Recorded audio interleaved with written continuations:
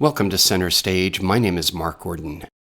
In 1996, I met Hope Davis. She was doing press for her new film, The Daytrippers.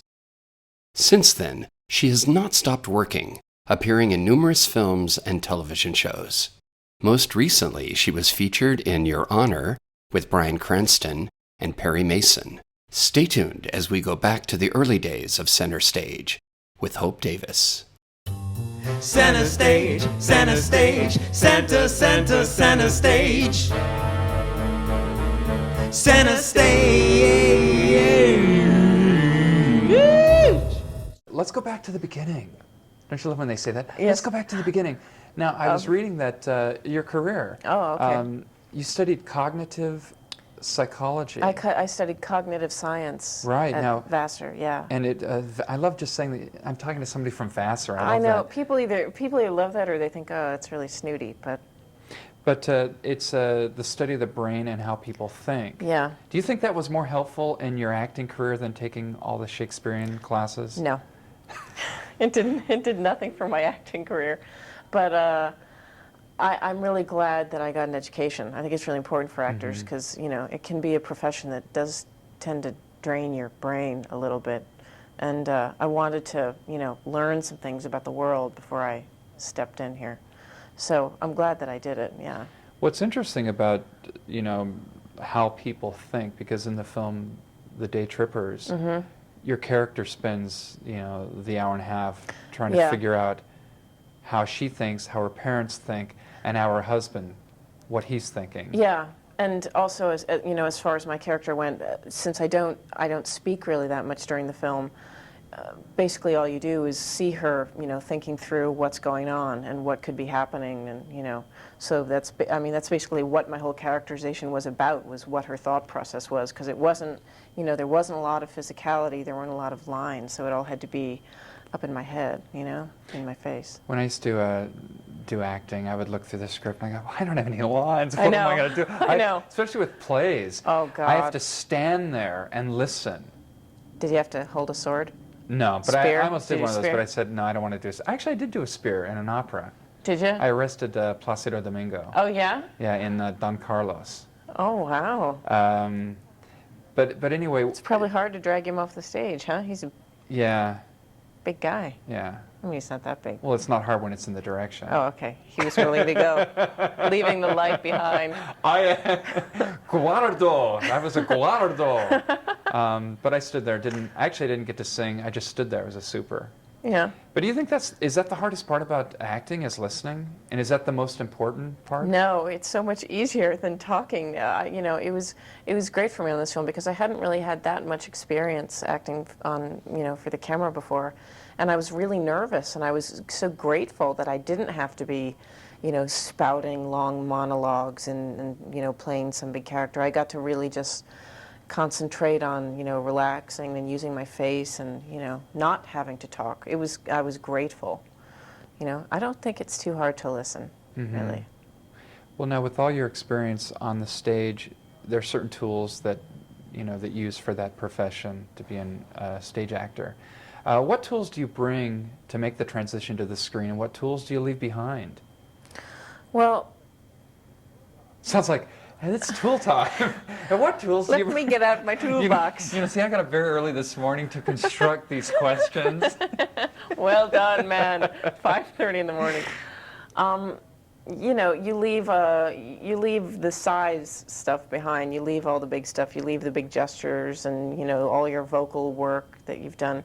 You leave it all behind. But it's, you know, it's not really that different to act for the camera. I don't find that it's that, you know, big of a shift. It's technical and there are a lot of things going on, but, you know, acting is acting, and it's all about, you know, your instinct and what's going on in the scene. What about the audience? Yeah. Because there is no audience when you're shooting a film, but do you imagine that, hey, Mark is going to be out there watching his film and his buddies are going to be watching, and his No, family? God, I never You'd think have been of nervous that. if you thought I was watching a film. Yeah, that would make me so nervous. And, you know, there is an audience. There are, you know, 20 or 30 or 40, 50 crew people standing there. But they usually don't look too interested, you know, because, Really? yeah, they're usually like eating donuts and just kind of staring at the floor and making signs at each other, and they're not usually paying attention. But you're so focused because you're aware of the camera. You're so focused on the scene and who's there in front of you. You can't think about the audience. The only time I thought about the audience is when I had to do my little sex scene with Stanley Tucci. Then I was worrying a lot. It's like I was like, my mother's going to see this. That's all I could think of. Well, with the play, I mean, there is a sense that people are out there, and even if they're quiet, because when you're connected with your role and it's very dramatic, you get a sense from the quiet of the audience that's really powerful. Now, that must be a different experience then, even though there are 20 people in a film audience. Is it still easy to bring up the level of performance? Yeah, it is. It is only because you know that the camera is recording something and the take they pick is going to be on film forevermore. Like there's an investment that's happening there, and you want to be concentrated. It's not hard to focus, just because they're not people necessarily watching you, and your peers are watching you, your cast members and your director, and The program is Center Stage. Tonight we're talking with the wonderful, vivacious Hope Davis, who is now a sex symbol. I am? Yeah, well, you did this. You did the sex scene. I did. Yeah, with Stanley Tucci. Hey, you get to work with was it Liv Shriver? Liev Shriver? Liev. Yeah. Liev Shriver. Is there a sex symbol tie-in coming No, but here? what I was doing is I was just going through it because you worked with him. You did a Broadway show with him. We did a play together, yeah. What are the advantages and disadvantages to that, working with someone that you've worked with before? Well, we played Romeo and Juliet together in this. It was kind of a rewritten version, and the disadvantage was in Daytrippers, I spent most of the film sitting next to him in the car. And when we played Romeo and Juliet together, it was kind of a wild production where we hit each other a lot and smacked each other a lot. We played it really as adolescents, running around kicking each other. So I spent a lot of Daytrippers with Liev, like elbowing me in the side and cracking really bad jokes just before one of my big close-ups when I had to have little tears glistening in my eyes. So. But the great thing about doing a film like this is that it was a community of actors. We all kind of knew each other. We'd all done stage stuff and seen each other on stage, and worked together. So do you have a favorite scene from the film? I really love the film. I really love a lot of it. Everything that Anne Meara does makes me laugh. She still cracks me up. I've seen the film 8 times, and she still makes me laugh really hard. I think my favorite scene that I have is a little scene I have with the man who plays my dad, Pat McNamara, when midway through all the chaos and everyone's starting to get angry at each other, we have this little moment outside when I hug him and just say, "Thanks, Dad. Thanks for being here all day, and thanks for driving us around." And he just looks at me and he says, "Sure, kid." And we exchange a little glance. That's kind of my favorite scene. He's one of those silent characters, the kind of silent dad that is always there, really loves his family. He has that. I mean, you get the sense that, the relationship with him and his wife, you can tell that he's basically there and he doesn't really say much. Yeah. And because she's so overpowering. loud and overbearing. But I don't know where I'm going with that. Oh, but it happens to me all the time. It does. Where am I? But how many of these interviews have you done? You must 72 today. Yeah. No, a lot. What's this process like for you? Well, I'm new at it, so So that's why I get to talk to you, because you're new. I mean, next year, I'll be like, who? Exactly. No, I'm new at it, so parts of it are strange, parts of it are really fun. I'm basically so thrilled that the film is coming out, because it really was a long road to get this film into the theaters. Well, now, when was it finished shooting? We shot it over 2 years ago. We shot it 2 years ago last fall. Yeah, and it's taken all this time. We had no money when we finished shooting it. We shot it for an incredibly small amount of money. Yeah, what, $70,000? Yeah, a little under $70,000. Now, how do you get paid for this? Do you get scale for this? Or? SAG, the Screen Actors Guild, makes a special deal, and yeah, we get, you have to pay SAG actors or they won't let you work. It's part of the, our union protects us. We got paid, a very small amount of cash, and a lot of the crew worked for, deferred salaries. They worked for no money.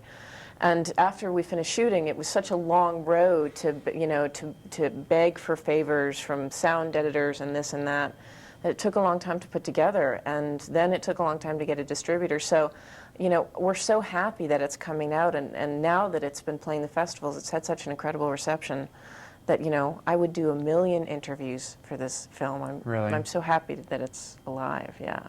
We feel like this is like the film with 9 lives, you know.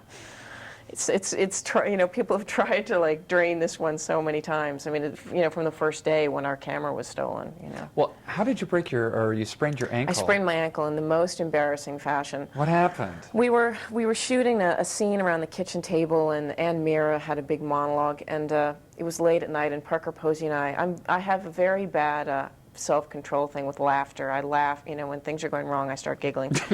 And Parker and I couldn't stop laughing during the take, and the crew was just ready to mutiny because it was 4 o'clock in the morning. You know, we'd been shooting and shooting, and you know, the stupid actors can't get themselves together. And I couldn't stop laughing through 5 or 6 takes. And finally, I said, "Look, everyone, I'm so sorry. I apologize. Let me just run outside and get a breath of fresh air, and I'm going to come back, and we're going to do this scene."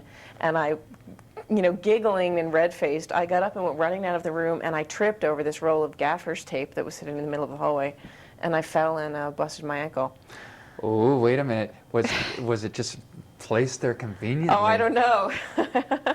Somebody was trying to get me. Sounds like an Agatha Christie thing going, huh? It was yeah. And you know, the whole night of shooting was lost after that. And then I spent the next few days, you know, we had to shoot. We had to keep shooting because we only had our actors for this certain amount of time. So they would just prop me up in the doorways and stuff, and Greg would prop me up somewhere. And I used to be a dancer, so I have very good balance. And I could balance on 1 foot long enough. They would prop me up, and we would shoot the scene quickly, and then someone would come running at me with my crutches, and we'd hobble to the next thing. Well, speaking of dance, I'm gonna play some music. We'll take a little break and just dance around a little bit. Shall I dance for you? Yeah, now that the I'd love to. Now that the ankle, well, you know, I used to dance in Las Vegas. You used to dance? I did dance in Vegas and Brazil. Let's do a number. I haven't danced all day. I do more like the standard stuff. I don't do the breaking. I don't do the popping or locking. locking. I can spin around on my head. Can you believe it? So we'll be right back with Hope Davis. All right, let me get my shoes on. I always bring my tap shoes with me. You never know when you're going to need to. There you go. Yeah.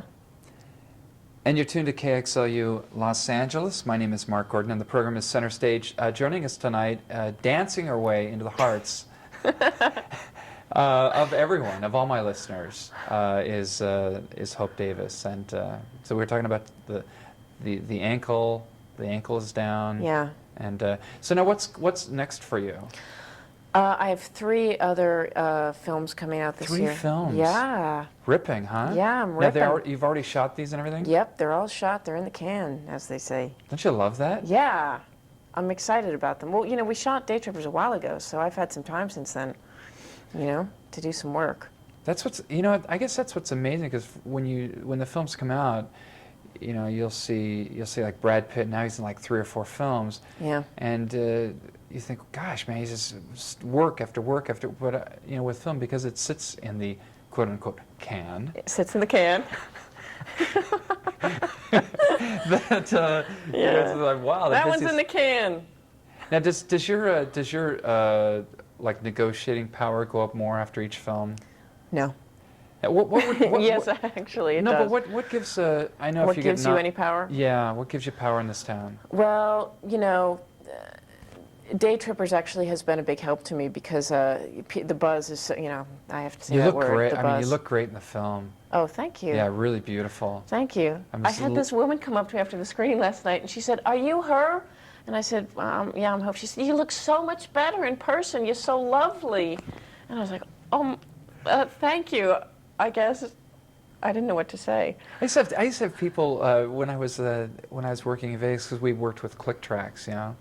But I don't know what click tracks are. It's where they pre-record music, and so we have this huge chorus under us. Oh, right. Okay. And then they have like minus tracks where you sing, you know. Okay. So I'd sing inside these. Is this kind of like karaoke? Kind of. Okay. But on a bigger scale. Okay. Karaoke. Well, thank you for joining us this evening.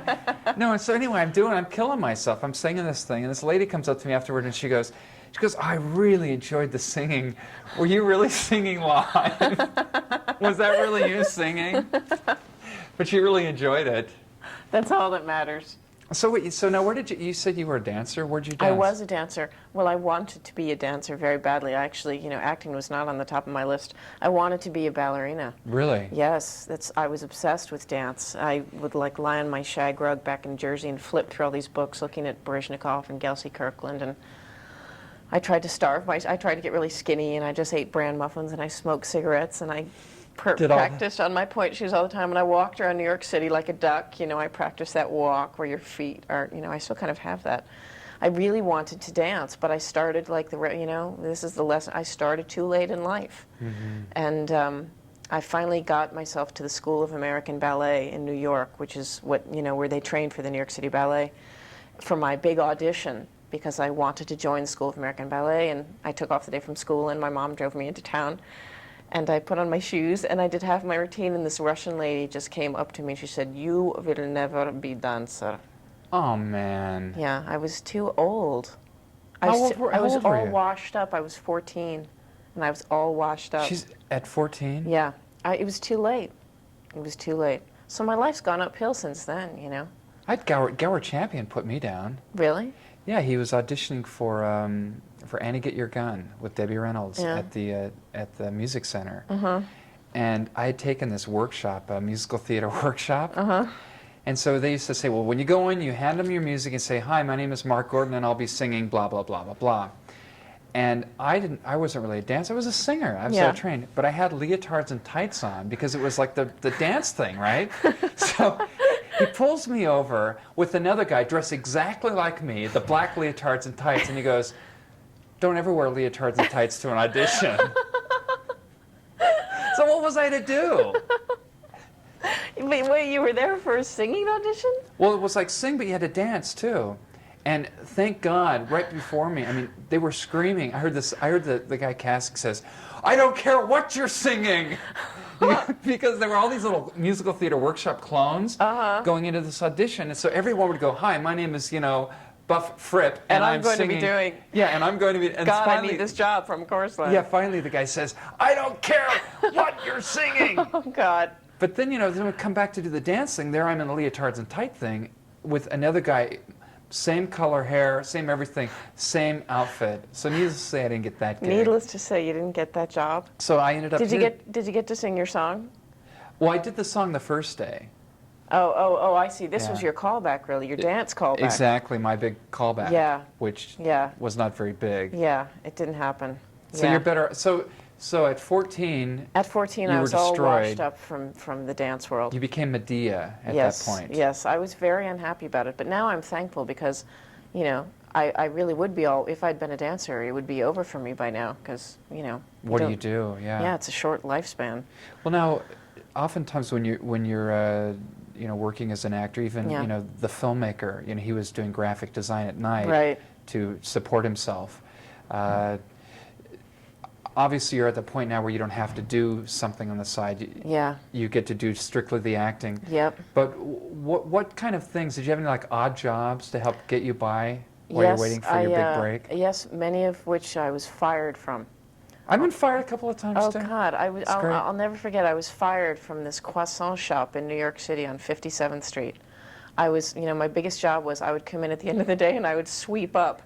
I would sweep up all the, the little napkins and the croissant things that, But you that pronounce had it correctly.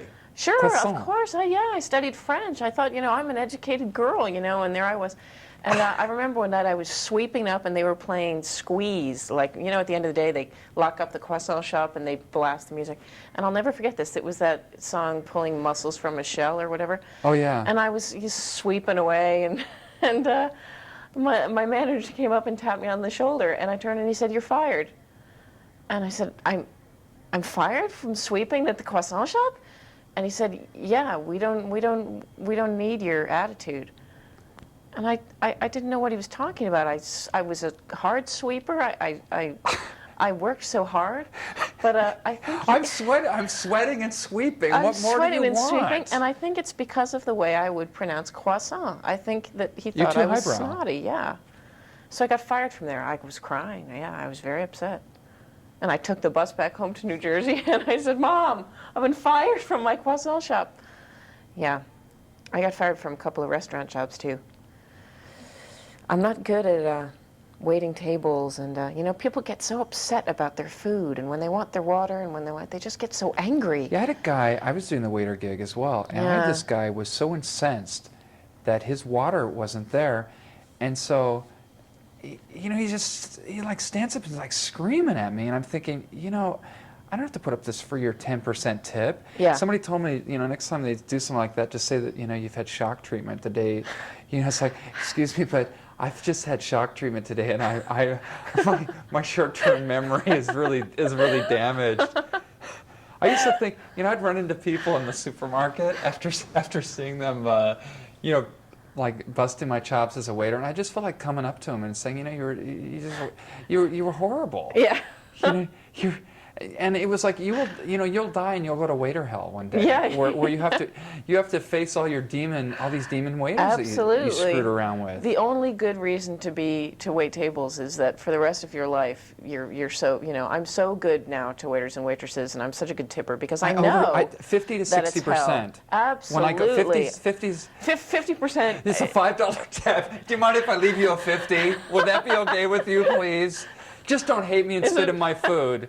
Did you ever do that? Did you ever spit in anyone's food? No, I never spit in anyone's food. I wasn't that malicious, but I did. The last restaurant job I had, the last one, and I was fired from that. It was right after college, and I had just graduated from Vassar with a BA in cognitive science. I was really proud of myself. I kind of was at the top of my form in my mind, and I worked in this restaurant called the Country Kitchen in Chicago, and I'll never forget it. I went to this table of ladies who came in for lunch, and this one was like, Miss, come here. And I went over, and she said, may I have 2 glasses of water with no ice in them? And I said, 2 glasses of water? She said, yes. And she held out her hand. She said, I've just had my nails done, and I need to cool them off. And I said, you need glasses of water to soak your nails in? And she said, yes, either that or they're going to chip. And I just started laughing hysterically. I just laughed my head off. I thought it was just too unreal, and I was fired the next day. Yeah, she said that I had bad manners. You know, I was working at this place, and they had a piano, and I'm a singer, right? You sat down and started. Well, no, I mean, and well, What'd you do? well, no, I went over there, and I said, well, the waiter used to bring me wine. Like, we'd go in like the walk-in kitchen. He goes, come here, Mark. So we'd go in there and we'd have like a little glass of wine, right? So then we had a piano player next door. So I went over there and I'm sitting in, I'm doing My Funny Valentine, you know, doing all this stuff, right? So the manager comes over and he's sitting back there, you know, tapping his foot. And they were all digging me, you know, because that's what I did, right? So he comes back and he goes, you can either wait tables or you can sing in the restaurant. I go, okay, great. And then then it wasn't like I was fired, but the way they would fire is they just wouldn't schedule you. So I'd come in and I go, well, what's my time? And they go, well, it's really not between 8 and 9, and from like 8 and 9 we have the day shift, and then from 9 to 10 we have this shift. And I go, well, gosh, and I'm not on there. I'm not on there, sir. So, yeah, I knew that I had to leave the restaurant business though when I found myself, you know it's time to go when you take people's plates off the table and you go into the kitchen, and if something is uneaten, you know, before you throw in the dishwashing thing, you know, you take a big bite of sausage or something.